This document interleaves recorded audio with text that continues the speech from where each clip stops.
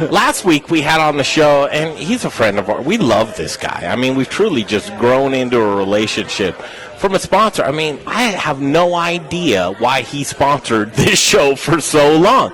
I mean, I truly don't. But it's an instinct, maybe. As we've grown in community and the things that we do for the community, I think it's a testament to family. And talk about family, Mark Whistler, back on the show. Yeah, thank you guys so much for having me on. I got to say right away, like, I walk in, I see the layout, I see everything happening here, and I see you guys just growing, and I see it's beautiful. I have a feeling like literally within, I'd say 1 to 3 years, you guys are going to be picked up on a major network or some type of international platform. We like you guys. You are doing something amazing. Thank you. And it started not just here, but even all the way back in your studio. I mean, you guys have you really are the most amazing culinary entrepreneurial story. I think you really, what you're doing here is magical, and I think that in just a short period of time, you're really going to see just some amazing stuff happening. You know what, Mark? Proud of you guys. I'm so proud of you guys. I think that you're right. All right. You thought a lot of things there. Yeah. You said, I think you guys are wonderful, and I think you're headed for, and I think that you're right. I think he's on to something, too. But your gut, first of all, thank you so much for being such an integral part of keeping us, the heartbeat of us alive. I mean, that's truly the way that it is. You have no idea what your contribution to this show means. I mean, where do you go with that? Yeah, well, I'll jump in from a much humbler level. Thank you, Mark. Thank you. That is. Thank you. I really appreciate that. Greg appreciates it. Jay, beyond, Little Rich, beyond. Of us. I mean, what you have been to the show, and what the Goods restaurant has like been a staple right there at Colfax and Elizabeth. I got to tell you, this is what you guys have been to us, and this is not an easy business, and we're in year 3 now, so we're about 3 years and 2 months, and I have to say that there's been some really, really difficult times at some of my lowest spots where I was like, man, I don't know. I mean, it's so stressful. I don't know if I can keep doing this. These guys, Brian, like you guys somehow show up, and I see you guys on my patio, and but you guys are always, and you always have this kind of like, just keep going attitude. Well, why do I always have to apologize? I really appreciate it. Why do I always have to? You don't at all. Yeah. I have to apologize, but that's what it is, because that's what family does to you. They apologize for when things go sideways. Mark, last week's conversation is so loaded. So just for the folks that are tuning in now, quick conversation of just, what does a restaurateur go through? An operator, a manager, of scheduling, of hiring, of keeping the kitchen it's very complicated, and the frustrations are very deep right now because it is the lifeline of staying alive as a business, the people that you work with. And you, Mark, here's one thing that I've seen about you, and I'm just going to let you take it away from here. I think that you have a very difficult proposition for you personally because you make personal relationships with everyone you work with, whether it's a vendor, an employee. Anybody that's around you knows Mark Whistler because you care about them intrinsically. Sometimes that gets in the way of operations. Yeah. Take it from there. I guess I'm trying to learn how to not be a nice guy. But do you want to? And no, not really. I don't want you to stray away from that. I have to tell you, like, even as is, for everybody in this business, especially, as an owner or even, I think, general managers, I mean, you have moments when you lose your cool. And as much as you would like for everything to be, just unicorns and rainbows and roses all the time, it's not. And I think, if anything, I think as a restaurateur and I think the one thing that I'm really trying to find is balance, and that balance is, at what point do you say no, which is really hard for me to say, and at what point do you say this is what I would like, please, and actually ask for in some type of relationship, or even with our workers or our staff. How do you, in an era where I think the workforce has become very overly sensitive,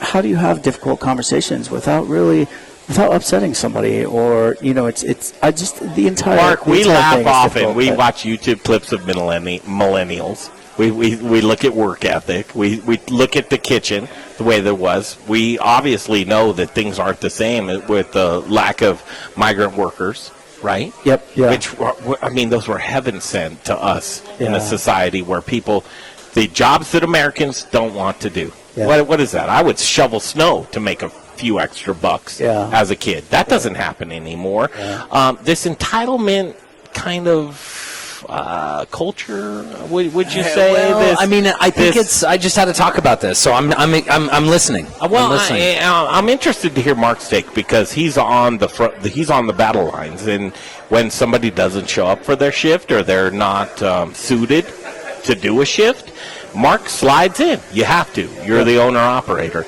Mark, what are you doing to take precautions to keep that culture with it? I mean, I don't even know how to quantify. How do you begin to build a team that is satisfied but works to a profitable standpoint for you to where you're not just acquiescing to a warm body in Right. your kitchen?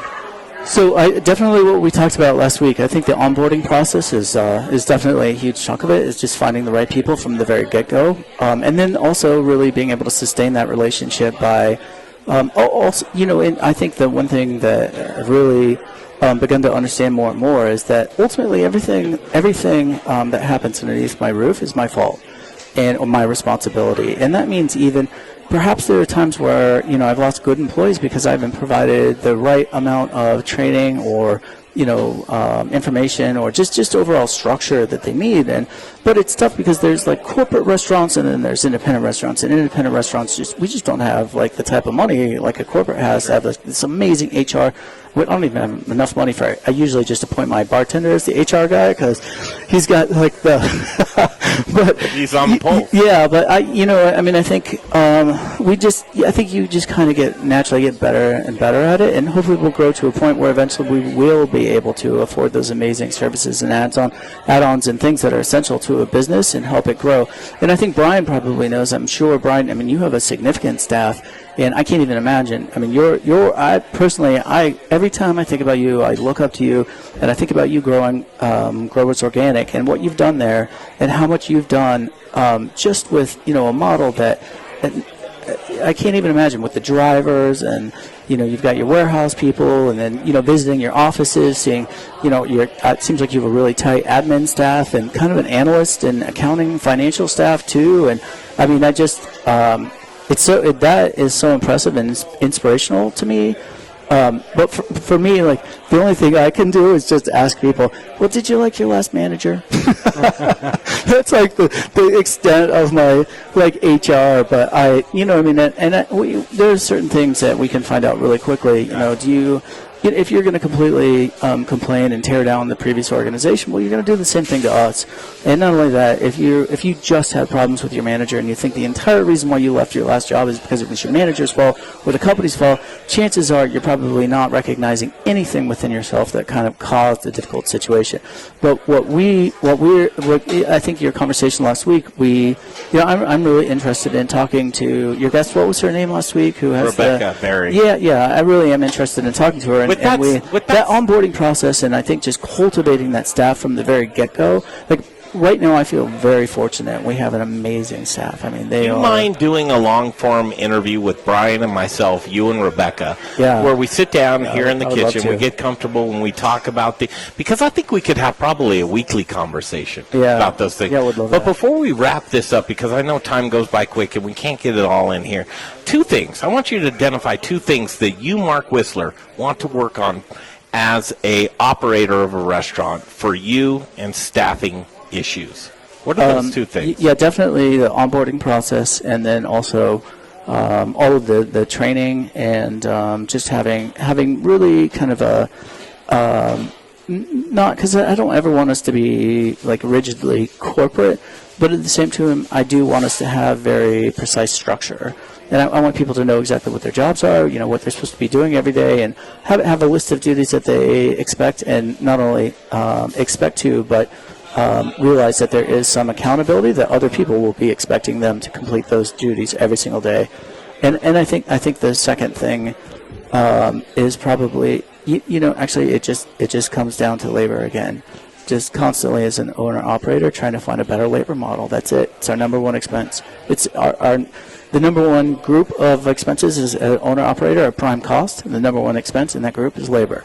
And if any restaurant can work on that one thing, you can stay in business. I want to do this. I want to not only do that long form breakout, but I also want to, Mark, follow this and reach out to folks that if you want an environment to where you're working with an owner-operator that will teach you and put you into positions to make you excel, I want you to reach out to the Goods Restaurant.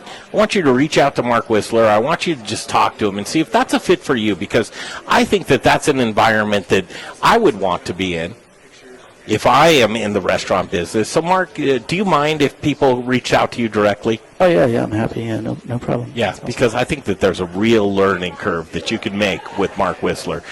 You're the, for sound like my grandpa, you're the bee's knees, man. You're it. You're the guy that I look to as a spirit guide of sorts. You are somebody who actually makes a difference in our community. There's so much stuff.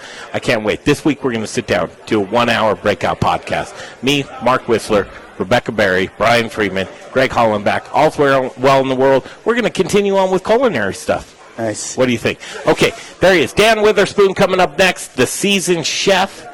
Mix, match, make, take. Hey, I appreciate you guys so much. Thank you. We love you, Thank Mark Whistler. you. Thank you, and the